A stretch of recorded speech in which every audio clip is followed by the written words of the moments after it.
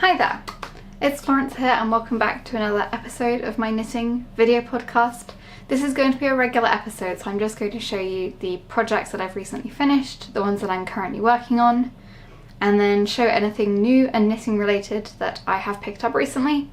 There are a few things. I've been on holiday for the last couple of weeks, and so I have a few things I picked up while on my trip to show, which will hopefully be interesting. Usually I start off by speaking about what I'm wearing. Today I'm not wearing any knitwear. It's very warm and my fan is switched off so you don't have to listen to it during this video, and so I have to be dressed as coolly as possible to survive the hour and a half that it's going to take me probably to film this. So with that, I'm going to jump straight into the first finished object. It's kind of the only finished object, the other one is not quite finished technically. This is the most boring thing in the video, so when you see this and it's beige and uninteresting, I promise there's more to come that is much more unusual and exciting than this. But this is a cardigan that I knitted very quickly before my trip, following the step-by-step cardigan pattern tutorial that I've released. It's a free pattern. There's a video tutorial on my channel and I also have a pattern on Ravelry. I think it might be one where it does have a price, but there's a code you can use to get 100% off, so you can get it for free if you want, and that's totally fine. Anyway, I just wanted to do some really empty brain knitting, knitting that I could do in front of like subtitled TV, so I needed just stockinette. Originally I wanted to take this on my trip, but I didn't end up taking it. It ended up being much warmer than I was expecting, and so I didn't really have any need for a thick outer layer like this. But this is what it looks like. To start off, the yarn I used for this, I used Isager Aran Tweed. Hopefully you can see that. It's very pretty. It's a sort of single ply yarn. It's not very soft. The tweed effect looks really good, and it does come in both an Aran weight and a fingering weight. I think it doesn't have a suggested gauge on the band around the hank of yarn, which is a little bit annoying, so I don't actually know what the suggested gauge is. But especially because it is that sort of very smooth single ply sort of yarn, I figured it wouldn't look that great if I just knitted it up to make this cardigan on its own. I needed to hold it with something that would give it a little bit more fluffiness, just to make the fabric look softer and a little bit more pleasing. And because there was no Isager Alpaca 1 in an appropriate colour in stock in the Oxford Yarn Store where I bought this yarn, and because the mohair wasn't really appealing to me, I hate knitting with mohair in hot weather, thus the absence of mohair recently, I ended up going for Isager Highland Wool, which I would say is a light fingering weight type wool yarn. And so when I held it with the Aran Tweed to knit this, I was not quite meeting gauge. It's a little bit chunkier than the gauge that I would want. I didn't want to go down a needle size because I was quite happy with the fabric that I was getting, and so I just knitted the smallest size, even though I wanted more the fit I'd get from knitting the second smallest size. And yeah, I'm pretty happy with it. It's probably slightly on the shorter side. I think that's generally fine, especially if I'm wearing it with high-waisted skirts and stuff. And I have worn it quite a bit. I've been wearing this to the office. They like to turn the aircon way up in the office, so I do need to have an extra thick layer that I can just throw on when it gets particularly cold. This works great for that. I don't know what else there is to say about it, other than going off gauge and knitting a slightly smaller size than I generally would. I think I followed the pattern pretty much exactly, to the point where I was watching my own video tutorial to try and remember how to do the button band. And I'm happy with the result. It's not that exciting, but it's a perfectly okay cardigan. Oh, one thing that bothers me about it is I sewed the buttons on with the same yarn I used to knit the cardigan. I'm not sure if it is exactly the same yarn or just very similar, but in any case I sewed them on with a light beige yarn. And I think they'd look better if it was black so you couldn't see the yarn in the middle of the button. What I tend to do at times like this is go in with a permanent marker, which I know stresses out a lot of the people who watch this channel. They tell me that it's going to bleed, that it's going to make a mess. I've not had any problems doing it, but this isn't a sign that you should do it, okay? But I might. I've also used it as a quick fix when I've messed up colour work by doing a lighter stitch in the place of a darker stitch. I have just coloured stitches on stranded colourwork pieces in with a permanent marker before. It feels good to put all the Copic markers I bought as a teenager to good use. Okay, object number 2. This is kind of finished and that the knitting is all done. I need to weave ends and I need to put buttons onto it. This one is immediately slightly more exciting because first off, it's freehand, so it's not a piece that I've showed on this channel like in a completed state before. It's a new garment that I have designed, but also because obviously it's a lovely bright red colour. I guess I will start off with the yarn. I have one here. I bought this, I think, on my trip to Finland in February, March kind of time. I went to Snura in Helsinki and I wanted to pick up some Finnish yarn while I was there. I'd got some yarn from this brand before, so this is from a brand called Vuonue, and they do a lot of Finnish wool yarns, along with a lot of other stuff as well actually. I think they have a pretty wide variety of yarn and also maybe knitting equipment. But anyway, I can't pronounce the name of this because I can't pronounce the letter R in non-English words, but it's spelled Tarmo, and it's a sock yarn. It's a DK weight sock yarn. I want to say it's a biodegradable polyamide, and then the rest is Finnish wool. They didn't have any Vuonue yarn in the shop that was not a sock yarn, but I imagine the result is a cardigan that will be pretty much indestructible, and I'm actually really curious to see how it wears. This cardigan is not soft. I'd say it's very woolly in texture. I'm generally quite tolerant of slightly scratchy wool, so it doesn't really bother me, and it's by no means like the worst I've tried. It's not exceptionally scratchy, but if you are sensitive to wool, I think you might not enjoy this yarn particularly. And as usual, all of the yarn that I use and the colours and everything will be listed in the description. I don't remember what this colour is called, I just remember that it was written on the ball band in Finnish and it was like handwritten, and so I just had no shot at being able to say it in the episode. But everything is in the description in case you're curious. Okay, so I'll try and show the cardigan. It's a little bit harder to show a cardigan before it has buttons on, so I can't like easily hold it up. My camera is freaking out at the colour of this. It is, to be fair, very red. So, it's a cardigan with a drop shoulder shaping. It has a round collar like this, and then just like a plain sleeve. At the end of all of the ribbing, there is an I-cord that goes around. So this is a cuff, you can see it's got ribbing, and then I-cord after that. And then on the body of the cardigan, the I-cord goes all the way round the neck. Then it also goes all the way down the front and round the bottom of the cardigan. It's all just one very long I-cord. So I'm quite happy with the fit of the cardigan overall. It's not a particularly difficult fit, it's fairly oversized, but it fits the way I want it to. I did have a bit more trouble doing this I-cord because I really wanted to have this single I-cord that goes around the neck, down the front of the cardigan, round the bottom of the cardigan, back up the front, and then rejoins. And because when you're doing an I-cord like this, you're picking up stitches over so many different types of fabric, if that makes any sense. Like you're picking it up along rib, worked in that direction, along the front where the button band is, rib worked in that direction, around the bottom, and then it's rib worked upwards at the collar, but also like the way the collar sits, it's rib that's going inwards, so it's more compressed around the very top edge than around the point where the stitches were picked up from the collar.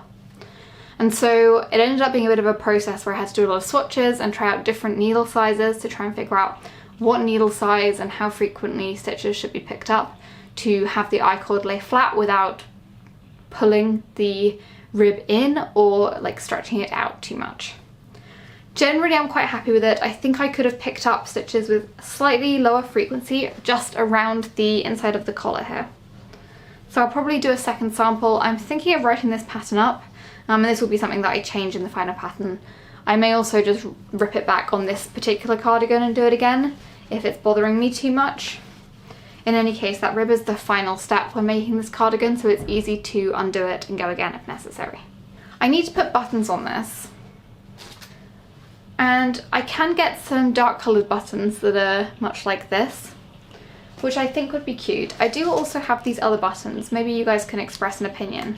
I got these buttons from the Woolhound, which is a small yarn shop near my flat. These are from, I don't know, it says buttonmad.org. Incomparable buttons, handmade fully washable buttons.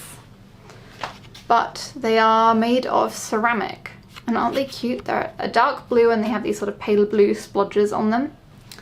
I've been looking at these a lot in the Woolhound shop, but the thing about them is Because they're ceramic, they're pretty heavy, and I wasn't really sure what kind of cardigan could support a button of that weight without being pulled down and looking really messy anytime it's unbuttoned, or even when buttoned up. But this cardigan is quite structured.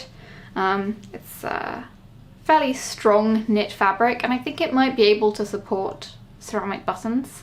I think they're cute. The other option would be to get some black ones. But also I did yarn over buttonholes on here, and those ceramic buttons do go through, but I have to use quite a lot of force. So it might be a situation where I have to mostly keep the cardigan fully unbuttoned or fully buttoned up if I end up using those ceramic buttons. Let me know what you think. We'll see. Okay, so now I'm going to move on to other pieces that are works in progress. And I actually have a lot of works in progress that went in the last episode, what's new. Beginning with this one. So I think in the last episode I showed my Moomin scarf, which I'm knitting out of cashmere following a free pattern from Mojito. And I said that I was planning on taking it with me on my holiday to knit on buses because I was spending a lot of time on buses. And in the end I didn't end up taking it just because I had got past the design part of the scarf, and so the point I was at was just plain double knitting, but it still required 2 balls of yarn, and I'd rather just not be handling 2 balls of yarn when I'm on public transport. So I ended up deciding to cast on a summer top, and I wasn't really sure what to make, so I asked on my Instagram story for suggestions, and this one was suggested a whole bunch. This pattern is called the Flirty. I'm going to have to check who it's by because I fear I have forgotten. It's by Woolbird Knits, and it is a t-shirt with an all-over lace pattern, and it's knitted bottom up, which I know a lot of people dislike, usually me included, but for this particular trip I thought that knitting it bottom up would be perfect, because what I can basically do is cast this top on, spend my whole trip on public transport just knitting a long tube from the bottom up, and then deal with all of the stuff that happens above the bottom of the armhole once I'm back in my flat, which is what I've been doing. I do think that I've knitted the body slightly too long, which is not something I usually say. I tend to always knit the body a bit too short, but I think it might be a tiny bit long here. I'll have to block it and see, because I feel like as the fabric opens up horizontally, it tends to contract a little bit in length, and so it may end up being the correct length. In terms of where I'm up to with it, I've shaped the neck hole, I've seamed the shoulders. You have to seam these shoulders last because of the bottom up construction. And all that's really left is to add the collar and sleeves. I have half of a sleeve here, I have the other sleeve still to go, and yeah, I'm going to add a ribbed collar as well. I'll try also to give you a slightly better view of what the lace looks like. Now, something to note is that this top is supposed to be knitted on 2.5mm needles. That's obviously very tiny. I guess in reality it works up a little bit faster than you'd expect for a project done on 2.5mm needles, because the fabric you get from this sort of lace with a lot of eyelets in it is a little bit more open. I decided to do it on 3mm needles. I didn't want to gauge swatch. I was casting some right before I left my trip, and so I didn't really have time. I just wanted to go for it. I also thought that the ribbing looks a little bit messy in terms of, like, it didn't really cinch in at all. Not that I particularly want my ribbing at the bottom of a t-shirt to cinch in a lot, but I definitely don't want it to flare out. So what I ended up deciding to do was do the ribbing on the 2.5mm needles as suggested, and then do the rest of the body on 3mm needles. A side effect of this is obviously going to be that the fabric is more open, the holes are bigger, and the t-shirt is more transparent.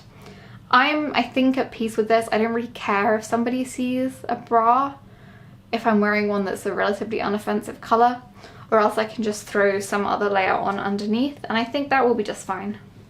So yeah, I'm quite happy with how it's turned out so far, and I am happy with the fit, although of course it's very hard to tell what the fit for a piece like this will be like until it's blocked. Currently it's very fitted. I don't think it will be that way after blocking.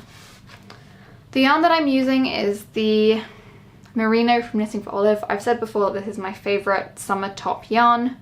This is in the colour Pearl Grey, which is just a very pale grey colour, not much to say about it.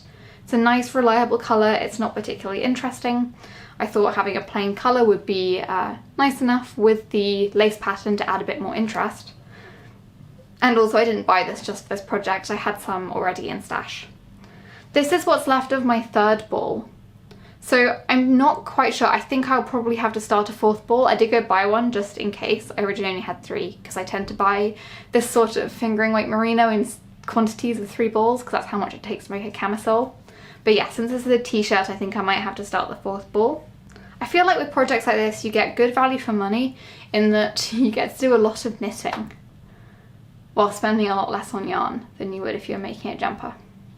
Okay, I went on a bit of a tangent about the yarn, but to talk a little bit more about the pattern, I'm pretty happy with the quality of the pattern. It all seems to be very clearly written. Some parts are very detailed where there needs to be a lot of detail. There are a lot of different charts, but they're all kind of the same. This lace pattern is very easy to do, so you don't really have to look at any of the charts once you've got the hang of it. It's very easy to remember, and it's also very easy to read your knitting and tell what line you're on, so you can really put the project down at any point and pick it up and immediately know where to pick up from. I think that's something that I really value when I'm doing a lace project, because it's not always the case. I mean, I guess I'm just less good at reading my knitting than a lot of people who knit more lace might be, but definitely it makes life a lot easier. I can pick this up and put it down whenever I want. I don't have to reference a chart, I don't have to reference the pattern, and I don't have to count rows on my phone or anything. It worked out beautifully as a travel project. It fitted in my handbag when I was going for just a day out, and I was leaving my full-size backpack somewhere. So that was really nice. And yeah, it got me through a lot of hours on Flixbus and Lounge Bus and a variety of trains. I'm looking forward to having it finished, and I think I'll still get plenty of wear out of it before the weather gets too cold. I really feel like I was speeding through that. Okay, on to the next thing. This is hardly a work in progress, as you can tell. There's only this much knitting. Don't worry, I have other much more exciting and progressed work in progresses still to come. But I thought I'd show this quickly, just in case anyone else is interested in doing this, because now's the time to do it. I'm taking part in a mystery knit-along for the first time. If you haven't done a mystery knit-along before and you don't know how it works, basically you will buy the pattern on Ravelry. The cost is about the same as a typical Ravelry pattern. I think I spent about £4 something on this. And then every week the pattern gets updated with an additional clue, they call it.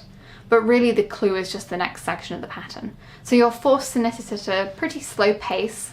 Well, I know that the most popular mystery knit-along is the Stephen West shawl knit-along that happens in the autumn.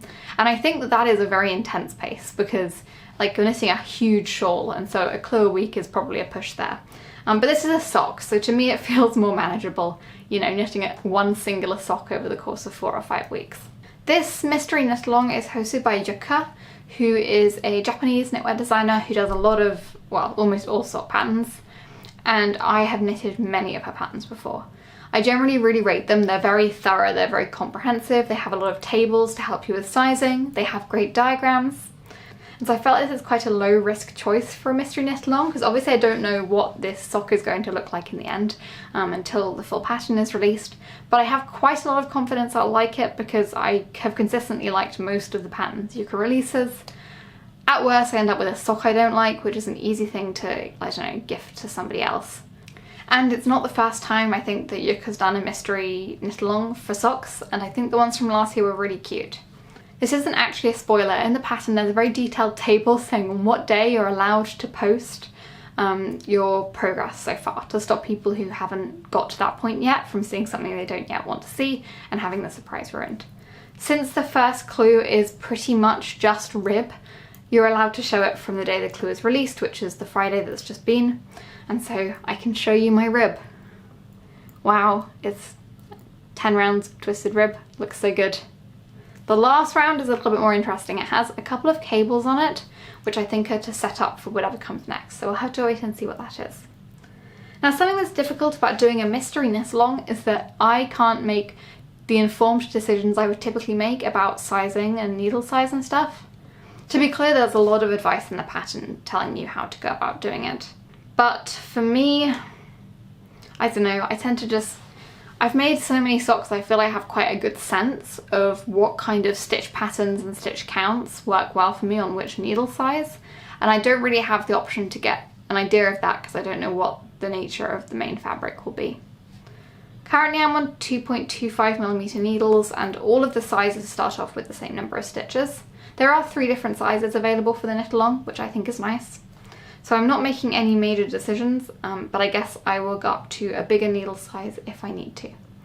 Oh, it does also tell you what the final stitch count is for each size, like in the foot, which is helpful, but I guess X number of stitches looks and feels very different if it's tight cables versus if it's a very open lace or whatever.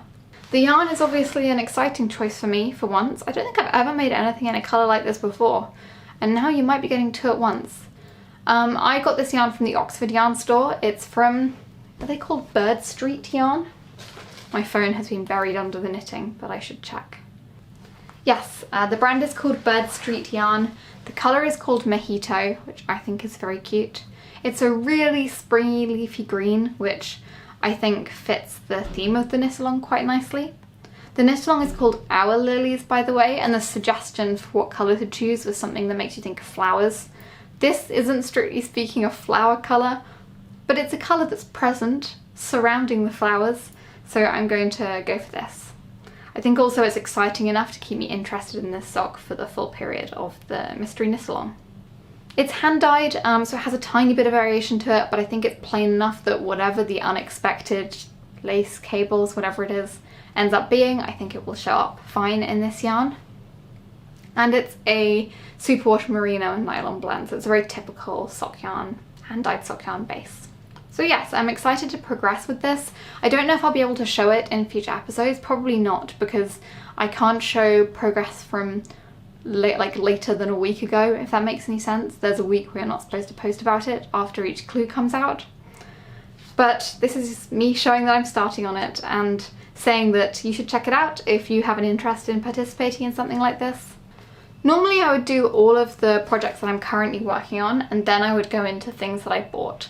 But I feel like the two are very closely intertwined now, because I'm going to be talking a little bit more about the stuff I picked up on my holiday and what I'm doing with it. To give some context, I went on my big summer holiday this year to the Baltics. I ended up flying to Helsinki, and then I got the boat to Tallinn, and then I went around a bunch of different cities in all 3 Baltic countries. Now, the purpose of my trip was not knitting, but obviously there is a lot of very cool knitting history in the Baltics and a lot of interesting yarn production. I was also travelling with a friend during some parts of my trip, which I think cuts down on my willingness to ask to put effort into finding a yarn shop, and so I didn't end up going to any yarn shops on the trip. However, I did still buy some yarn. Now unfortunately these have been put into sandwich bags. This is because I was travelling with one little backpack, because I was travelling around so much. I wasn't flying in between the cities, I was getting buses and trains, and so I wanted to pack as light as possible. My backpack didn't have room for the whole item, so it's been removed from its box. Anyway, I went into some tourist shops. I don't know if tourist shops is quite the right word. I went into 2 shops, one in Tallinn and one in Riga, and they were kind of similar in that they were both focused on handicrafts. I think the one that I went to in Riga was a little bit more focused on national costume and stuff. They had almost like an exhibition of traditional Latvian clothing, and they had an incredible number of mittens in the shop. I will maybe pop here some pictures of it for anyone who's curious. I think the place is called Seinäklets.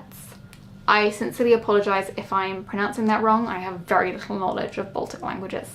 Anyway, they had all of these mittens. You could buy the mittens fully knitted if that's something that interests you. You could also buy kits. I think both this shop and the other one I'm going to speak about had both kits and full hanks of yarn suitable for making these sorts of mittens. But since I was very limited in what I could take with me, I went for the kit because it provided a small amount of each colour I needed. And so in Riga I got a kit to make a pair of mittens. I spent, I think, 15 euros on this, which I think is fairly reasonable. I guess they're slightly inflated tourist prices, but that is fine. This kit contained yarn, 2 each of these 2 colours, which are a very dark blue and a white, and then one little red one like this. Actually, all of the yarn in this particular kit from this shop in Latvia came pre-wound into balls ready to go, which I thought was really nice. I haven't started on this, so that's everything that you get. And then I went into another shop in Tallinn, which was, again, it was handicrafts, but there was also some non-handcrafted stuff. It felt a little bit more touristy, and it was a much wider range of handcrafts. Like it wasn't all related to traditional dress, there was a lot of random stuff. I was really tempted by a ceramic keychain shaped like a house. That was very cute. And I was planning on buying that before I got distracted by finding mitten kits. Again, I don't know the name of the shop. If you go on the crafts.ee website, I guess that's like the organisation that focuses on handcrafts in Estonia, or like traditional handcrafts, and I think it's one of their shops. Everything will be linked in the description if you're in Tallinn and you'd like to have a look. I think it's very easy to pass by this shop because it very much looks like a tourist shop, because it is, but there's actually a really interesting and nice selection of stuff inside. And here I also bought a kit.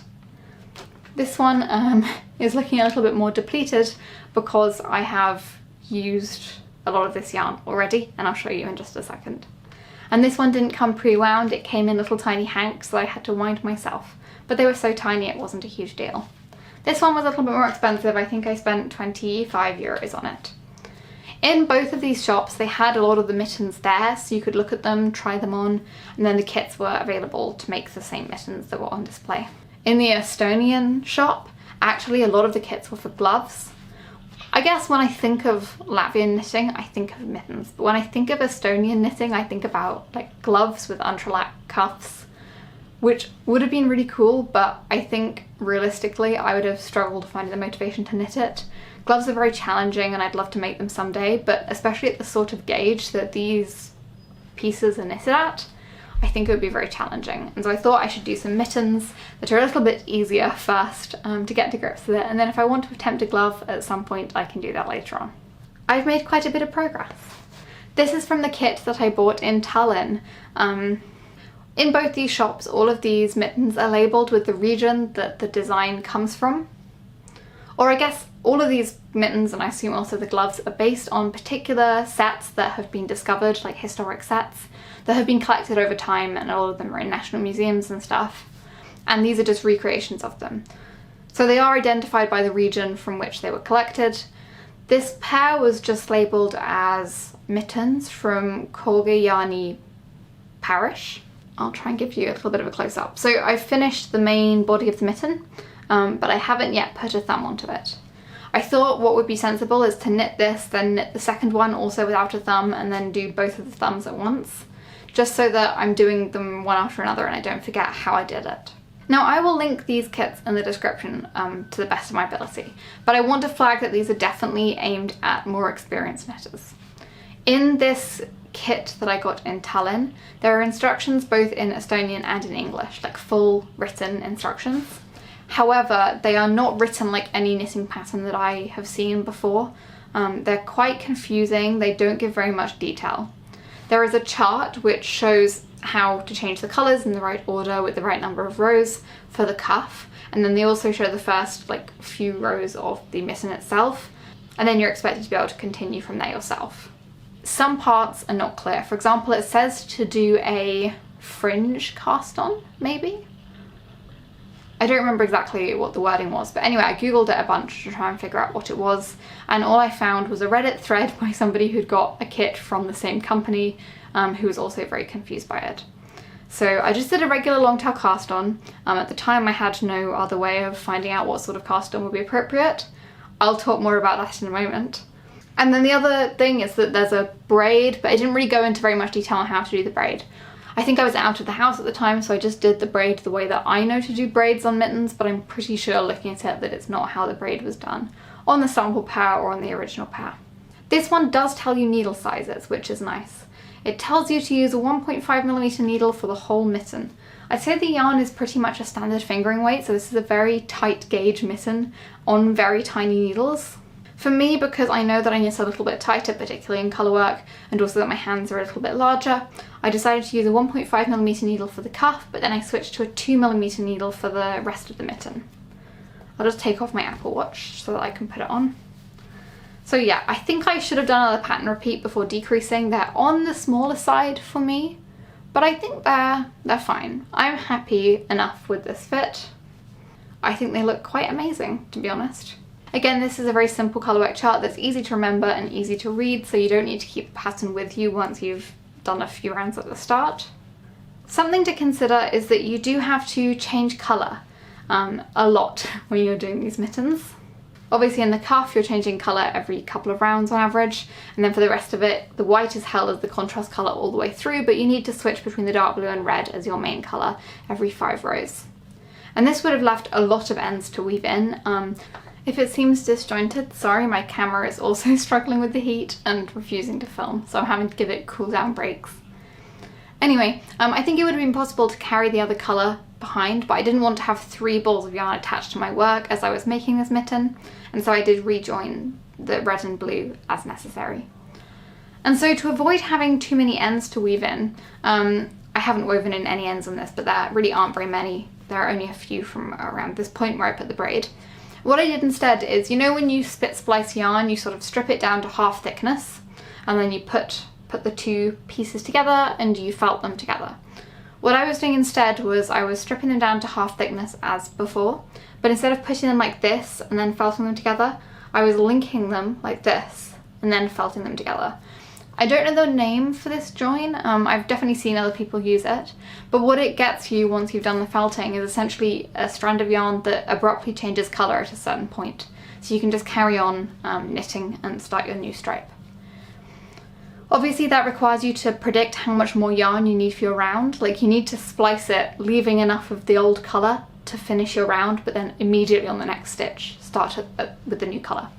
And to an extent you can eyeball this. It's a bit tricky because when you're doing colour work or lace for the mitten and the cuff respectively, the yarn consumption is a little bit less predictable. But overall I didn't find it too difficult, and I'm really happy that it's left me with no ends to weave in on the cuff or on the main body of the mitten. I think it will be fairly secure. I think with mittens like this, especially, like as you wear them, they'll felt a little bit on the inside, and so I don't see them coming undone anytime soon. But even if these ends do come loose, like, I made these mittens, so I'm sure I can also fix them. I'm very happy with these mittens. I'm very happy with the result I have so far. Oh, one thing to note is I picked a design that I felt looked very Estonian, in that it has this scalloped cuff, which I feel like I see on a lot of Estonian mittens. But I also picked one that only had 2 colours at once, because I really dislike knitting 3-colour colourwork. I'm trying to learn to love it, but I'm not there yet. Now this kit that I got in Latvia, when it says instructions, it has a chart. What I noticed after getting back is that this book, I think I've showed this book before, it's called Mittens of Latvia. It is by Mojito, and it says on the back Sena Klets, which is the name of the shop where I bought the kit. So I think this is the shop's own book, so I already had the book. And then I bought a kit that was designed to go along with this book, in the sense that the pattern that's in the kit is also in the book. I think they all were. And so if you're familiar with this book and the way the charts in this book look, basically you get the exact same amount of information in that pattern. I don't really want to show charts because I feel like I'm, like, you know, exposing information that should only be available to buyers. If I just hold it really far away so you can't see details. Yeah, basically all this has is a chart, much like this book has. The one I went for does have 3 colours in it. Actually, it wasn't the one I wanted. There was a different sample mitten, but there were no more kits left for that sample mitten. And so I went for one that was very similar. I suspected that they might be in this book. So I picked a kit that seemed to have the right colours in similar quantities. And obviously I have the pattern for the pair that I wanted to make inside this book, and so I figured I could just do that. This is the sample mitten for the one that I wanted to make. And so I think I might try and make this. This one has a lot more 3-colour colourwork, so I'm going to have to face my fears a little bit. But I think it's good to practice so it gets easier with time. Now, I already have this book, which is huge, and it has 178 pairs of mittens in it. However, this trip prompted me to look online for a book that I've been looking for a while. This one I think went out of print in English a couple of years ago, and so it's a little bit tricky to find. I've been looking for this book for a while, and eventually I sucked it up and I bought a secondhand copy which cost a bit more than it cost when it was originally released. Such is life. This book is Estonian Knitting 3 Mittens. Basically, after my trip, I was feeling inspired to have a bit more of a look at Baltic mittens, particularly Estonian mittens, because I know very little about them, and I had read that this book had very good reviews, but I wasn't really prepared for how good this book would be. So just to compare it to this other book that I have, obviously the number one difference is that these are Latvian mittens and these are Estonian mittens. They are somewhat different in style, and so if you're choosing one or the other, if you're looking for Latvian mittens, you're going to want that one. If you're looking for Estonian mittens, you'll want this one. If you just want a big book of mittens, the two books are quite different. For the Latvian book, every double page spread is the same. On the left it has a chart for the whole mitten, not the thumb or anything, just like the back of the mitten, if that makes any sense. And then on the right it has a photograph the same size as the chart of a modern recreation of the mitten that they have done. It doesn't have a picture of the historical mittens that they're based on, or that they are based on historical mittens. This book, on the other hand, firstly it has way more in it. This one has 292 pairs of mittens in it. With that said, I think 178, or however many is in the Latvian book, is already more mittens than I really need patterns for. But yes, this has a lot. However, generally the pictures are just of the historical mitten, and then there will be a little snippet of the chart in much the same way as that Estonian kit that I bought. It will have like a bit of chart for the cuff if that's different, and it will have a bit of a chart for the main pattern, but you generally have to piece it together and figure out how to make it yourself.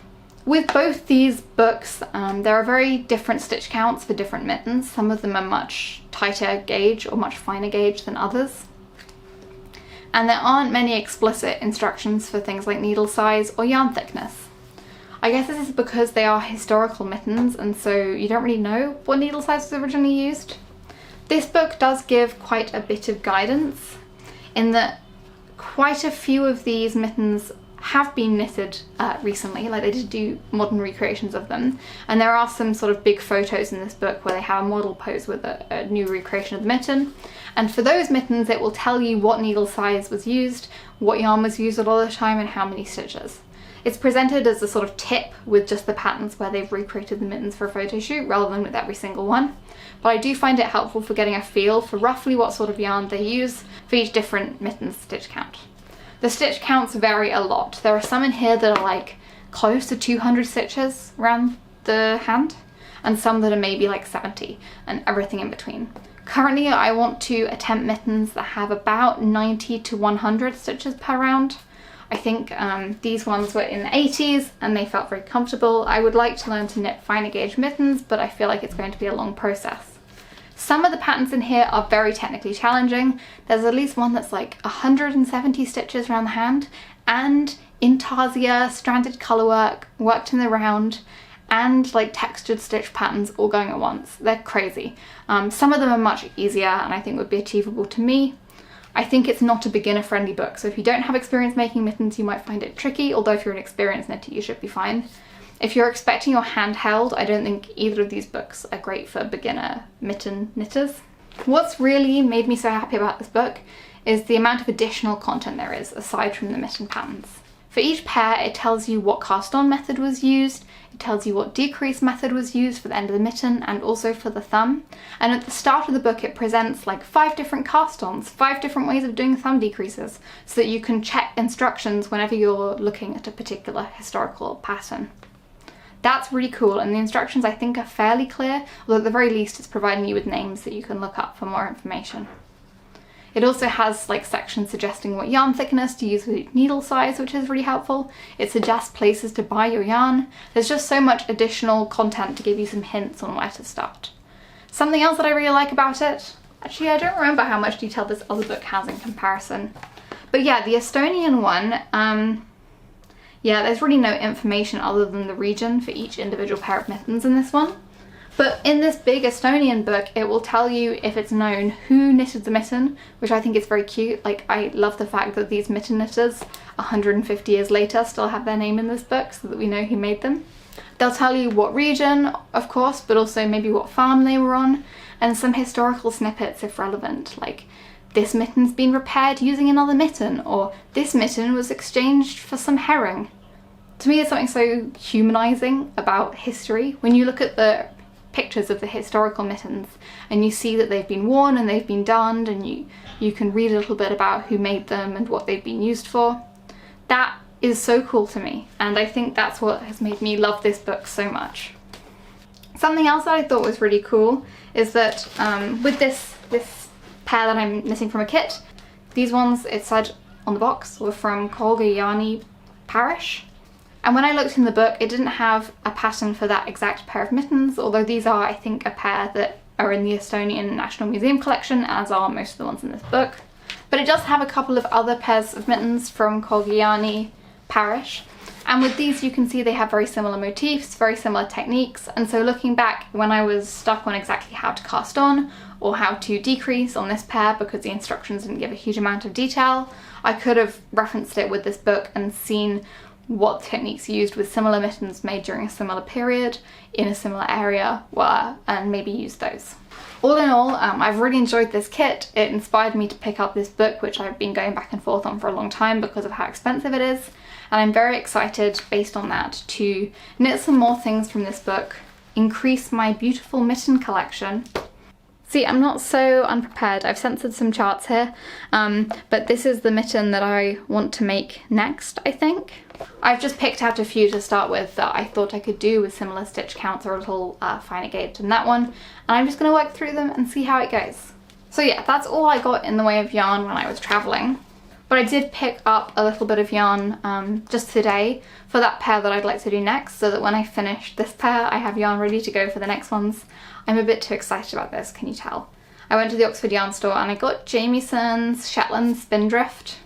I think something else that I really enjoyed about the kits was, before I never really had a good sense of what the yarn I should buy for mittens like this is. But now that I actually have the kits and I can look at little samples of the yarn that these people who put the kits together have suggested is good, it gives me a better sense of the thickness and wooliness and spin of the yarn. There's also a lot written about that in the book as well.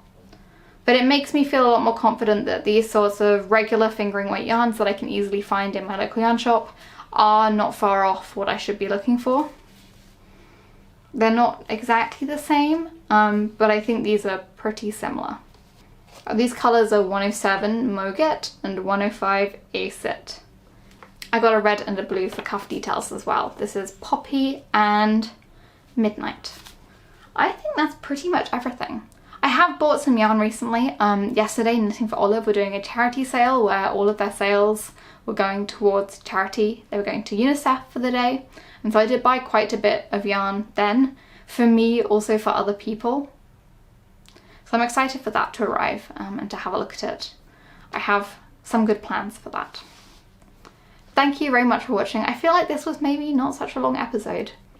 I'll see you soon, and goodbye.